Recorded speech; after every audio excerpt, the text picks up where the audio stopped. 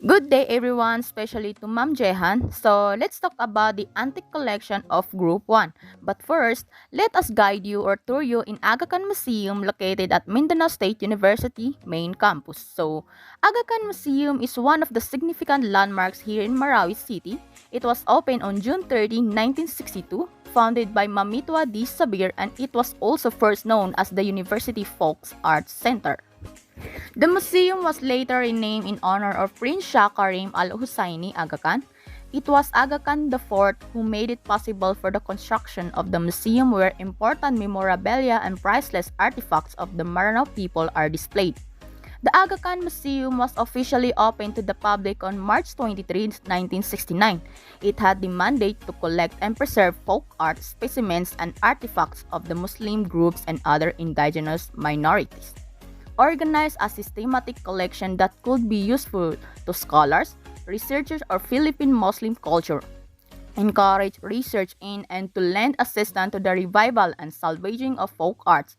Spread knowledge about the people of these regions in effort towards cultural integration. In this video, we will learn the different kinds of antique collection where the antique weapons, the antique tools, accessories, the wax preparation and modeling, the clay wrapping, baking the mold and losing the wax, the breaking of the mold and the finishing touches, pictures, and the art. Danganan is a Maranao unbladed ceremonial kris with handle in parrot head motif, carried by men during royal processions such as crowning, enthronement, wedding ceremonies, and etc. This one is also Danganan, a Maranao unbladed ceremonial kris with handle in parrot head motif that is donated by former Tarlac Governor and renowned art collector Miss Margareta Tingting Kuhuangco last October 2022. Number 2 is Kampilan, the longest Maranao fighting blade used especially in battle. There are two types of Kampilan, the Susundian, which is the protruding part at the point, and the Asundian that don't have a protrusion. Beside the Kampilan is the carpentry tools, which composed of tanoleng, panabas, and glat. Here we have a traditional Maranao combat weapon in hunting spear, which was called as bangkaw, together with the two replica of the Maranao shield formerly used in combination with a native bladed weapon on its both side, which is known as klong. Today, it is used only in stage performance, such as of the war dance like Sagayan and etc. Rabin Apotao, a breast protector or body armor used by the Spaniard expeditionaries. Paleonton, a Maranao homemade single-action bolt-operated shotgun which was used as deadly close quarters like a weapon in lying ambush for the invaders. Patedor, a brass cannon like a weapon during special occasion. It produces sound like fireworks. Panglo a canyon, a cannon bullet used by Spaniard during the Battle of Marawi. Pandaupan, the bullet's knife, a small and shallow brass gong used as accompaniment of the Maranao procession band Tangungko. It is a tie attached at the center that join them. The bullet spur, often mistaken as a bangkaw, since both are spur but his different purpose of usage. The spur on the other hand is used in warring times in which is obtained, signifies a dato's power as they are mostly held by his men. Moreover, the one in the museum in particular is forged with brass metal in which other variation of such weapon, using gold which often signify the epoch of particular village prowess and chief status in such. The bully sword, widely known as a kampelan, the longest Maranao fighting blade used especially in the battle. This sword has two main variations, the Susundian kampelan, with protruding part at the end, and the Asundian kampelan without protrusion. Laila brass cannon, used by Muslim Filipino against foreign invader and known as a Laila in Malay or as a Lantaka in the Philippines. These rebel against cannon are of either Dutch, Portuguese, Spanish, English, Chinese, Malay, or Bornean origin. A few were cast in Tugaya, These type of brass cannons cast with the stylus crocodile, dolphins, birds, dragon, and leaves of fatal motifs were mounted on merchant vessels and warship, crossing the Malay Archipelago waterways in pre-colonial Southeast Asia. Antique tools. Gador. A brass container of any sort converted into a decorative object in modern homes. Kandi. A brass kettle used as a water container for guests and often be seen in the chief's household. Salapa. A betel nut box is a small container shaped like a box used to store anything that fits it, as it is small in nature and was designed with various ochre artistry of the Maranao people. It has shallow compartments and is one of rare containers of the Maranao people.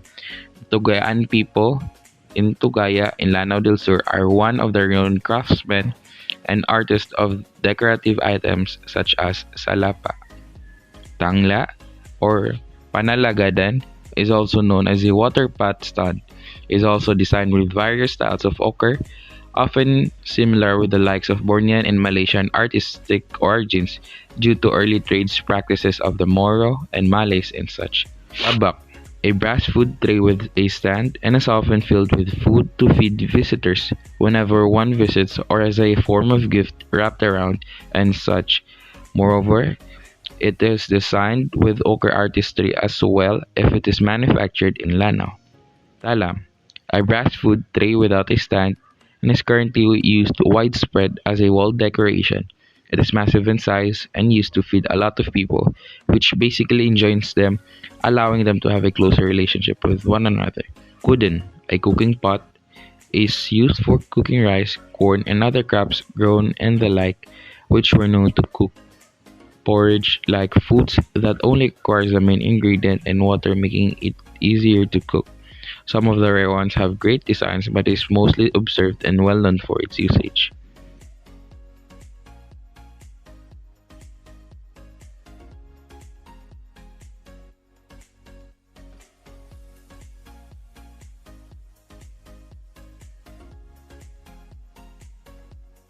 The wax preparation and modeling, kapakayaw. The wax, a mixture of beeswax, candle, and lumbang oil, is made tender by heating in boiling water. Kalisig, a lump of wax is collected with two rolling pins or lisga on a flat board to produce wax sheet. Before the first step, the worker utters a short invocation to God by saying Bismillah in the name of Allah, which marks this step as the real start of the work. Kakokos, the wax sheet are wrapped around the wooden mold and then trimmed and soldered with a heated iron known as pamatre.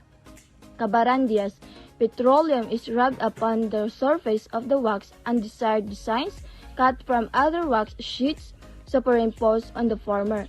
The four basic designs used for onsod or triangular, lapis or linear, hatiboron or circular, alolalok or spiral, which is made of wax thread rolled by wooden tool known as panilin. Clay wrapping, kaupak. The wax is removed from the wooden form by cutting it vertically with glut. Kapatri, the removed wax form is put back to shape by soldering the cut ends. Kalalak, to further keep it in good shape. Soil is placed inside the wax form with upright bamboo sticks on top to prevent chickens from stepping on it. Kabungkos, the wax form is covered with a coating of clay and other materials. The first coating is a mixture of charcoal and sand in a 2-to-1 proportion. This is again wrapped by mixture of clay and sand. One or two openings are left in the clay envelope. Baking the mold and losing the wax. There have four included. First is ka-agag, which means sun drying. The mold limbangan is left to dry in the sun for 2 to 5 days. Second, karudos, which means firing. The molds are fired on the top of the iyawa furnace to bake and harden. In the process, the wax melted by the heat is lost and run out of the opening in the clay envelope, thereby creating a hollow inside. Third, pagiyawon sulimbagan kat tunaun, which means melting. The brush is melted from the night to morning for 6 to 10 hours. The last, kawudun, which means pouring. With the use of the crucible made of mixture of clay and charcoal, the molted brush is poured into mold through its opening. The charcoal mixture in the crucible as well as in the molds in burn, producing heat which keeps the brush in its liquid form. The breaking of the molds and the finishing touches. Also, they have four included. First, katungkas, which means breaking. After cooling for about 30 minutes or less, the molds is broken to bring out the finished product. Second, kagarugadi, which means filing. The finished product is then made shiny by filing it with the garugadi. Third, kasumpat, which means joining. If the object consists of two or more pieces, they are joined together by soldering. Lastly, katata, which means inlaying. Drops are sometimes copper or silver inline. This painting represents the Battle of Marawi, conceptualized by Minerva Saber-Slani, a director of Aga Khan Museum, and authored by Dr. Mamitwa Saber, the founder of Aga Khan Museum. There were three stages of the Battle of Marawi.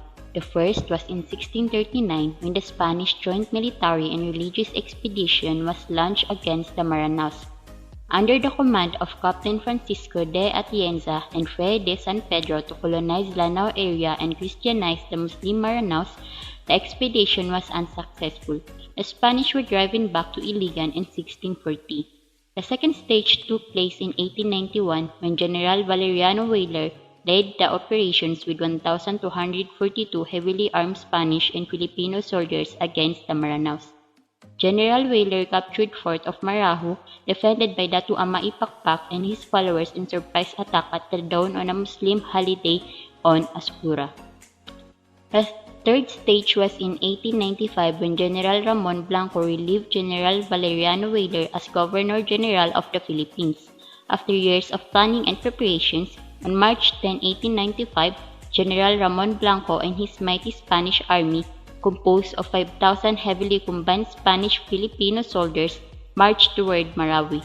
After heavy bombardment of Fort Marahu and hand-to-hand fight between the Spanish-Filipino soldiers and the Maranao defenders or fighters armed only with brass cannon, laila or lantaka, campilans, spears, and krises, the Spanish finally took possession of Fort Marahu.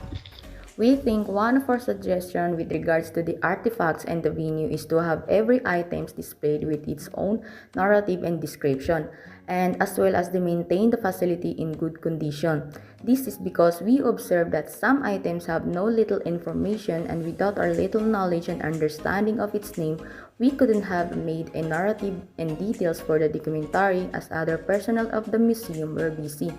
Another thing is that the corners, floors, and walls of the place was too old to the point that some may collapse and risk the destruction of the artifacts.